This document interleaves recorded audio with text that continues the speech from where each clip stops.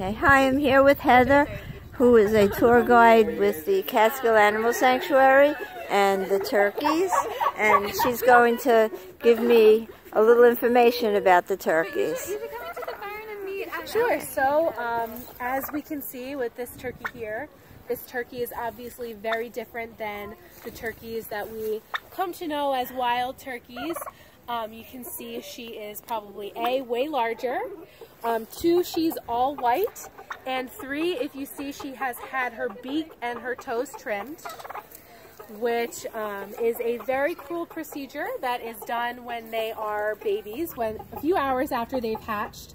I used to think of their beaks kind of like our fingernails, but they're really more like our fingertips. That's how they explore their entire world. So that process that's done without any painkillers or any anesthesia is actually very inhumane, very, very painful for them. All those nerve endings actually make that a really good place for them to be pet. Sadly, they have had their beak and their toes trimmed, but it does mean that we can feed them and it doesn't hurt if they catch our fingers. So the reason that they are all white is because we are a people who prefer white meat. So we have selectively bred all the coloring out of turkeys, chickens, and pigs. So the darker follicles of our darker turkeys, or like the wild turkeys, actually make the meat appear darker. So in order to get that white meat, we have essentially bleached them, not literally, just through selective breeding. And so about 46 million turkeys are killed every year for Thanksgiving alone.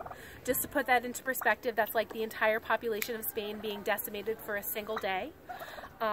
In the wild, they can live to be about 10 years old, but when they're raised for their flesh, they typically are only allotted about 3 to 5 months to live, after which point they are sent off to slaughter in transport trucks, which are loaded to the max. So we have a few examples of what that looks like. This is a transport truck, and this is what they look like shortly before they're shipped off. If you notice, we have a little bit of a growth here. Their living conditions are not great, which is why they have pretty much no feathers left. Because they grow so big so fast, they often come down with a condition called bumblefoot, which is where they are so big that their feet will actually split open under their weight. So this is an example of what a conventional turkey farm looks like. This is the numbers in which they're kept in. So they're cage-free, but they are in a cage of bodies. They will never see the outdoors.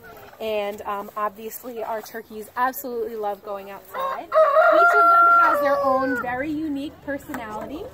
They have over 30 different vocalizations, and they love to sing and dance to music. There are a lot of really delicious alternatives that exist to turkey. We have a handy new list of examples of what they are. You can either buy pre-made ones in the store if you would prefer a plant-based option.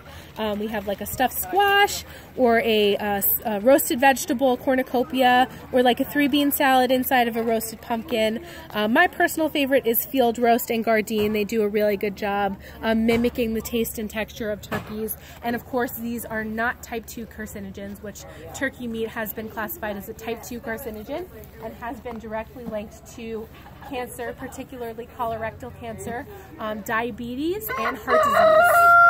And